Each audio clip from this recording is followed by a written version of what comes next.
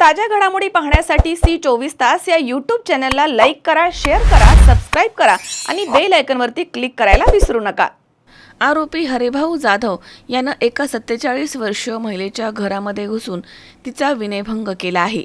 ही घटना राऊरी तालुक्यातील केंद्र खुर्द परिसरामध्ये 31 डिसेंबर रोजी पहाटेच्या सुमारास घडली आहे। या घटनेमधील एक 47 वर्षीय महिला ही 30 डिसेंबर रोजी रात्री जेवण करून घरामध्ये झोपी गेली होती।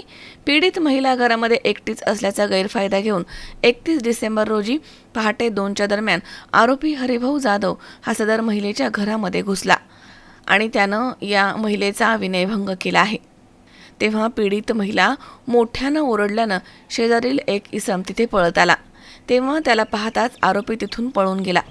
घटनेनंतर पीडित महिलेने राऊरी पोलीस ठाण्यामध्ये धाव घेऊन फिर्याद दाखल केली आहे। त्या फिर्यादीवरनं आरोपी हरिभाऊ साहेबराव जाधव याच्यावरती विनयभंगाचा गुन्हा दाखल करण्यात आला आहे। तर पुढील तपास पोलीस निरीक्षक संजय ठेंगे यांच्या मार्गदर्शनाखाली हवालदार संभाजी बडे हे करतायत।